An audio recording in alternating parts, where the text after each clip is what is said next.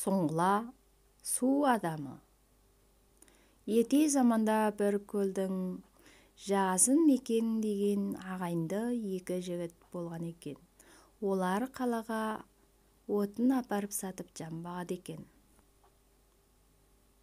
Шілденің шіліңгір ыстық күндерінің бірінде олар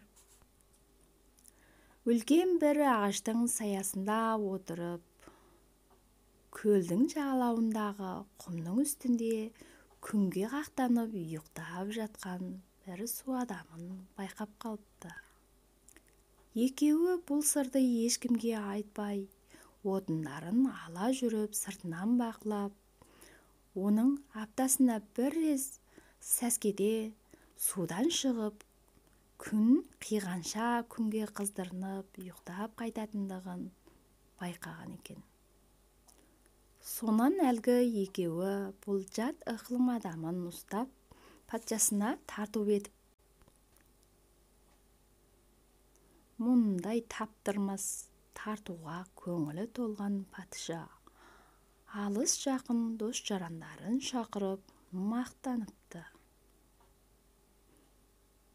Бірақ су адамы тіл қатпай, не тамақ ішпей қырысып жатып алған екен.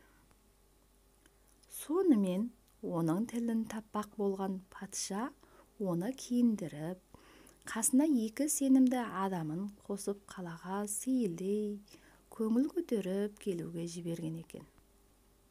Кешке дейін қалың елді қақ жарып, патшаның бау-бақшасы мен қайнаған қаланы аралаған олар кеш бола ордаға оралған екен.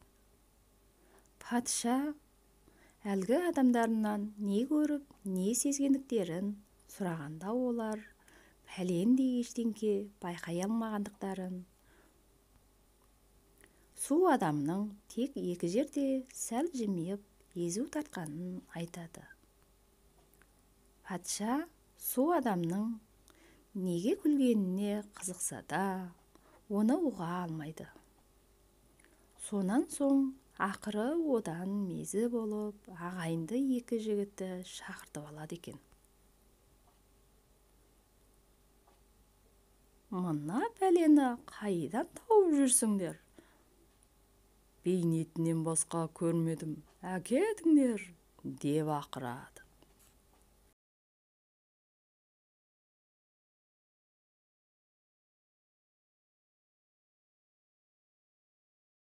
Ағайынды екеуі бұлай шығып, мұның обалына қалмайық деп көлдің жағасына әкеліп қоя береді.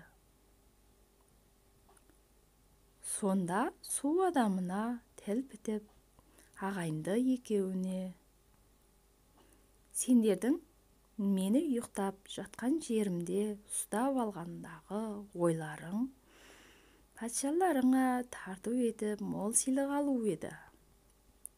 Бірақ менің патшаны қорлағаным себепті ол сендерге сыйлық берудің орнына қаһарын шашып, ақырып, мені өздеріңе қайтарып берді. Бұл менің сендерді аялағандығым еді.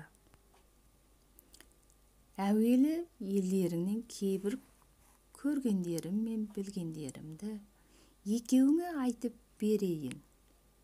Естеріңде сақтап пайдаланыңдар да сақ болыңдар.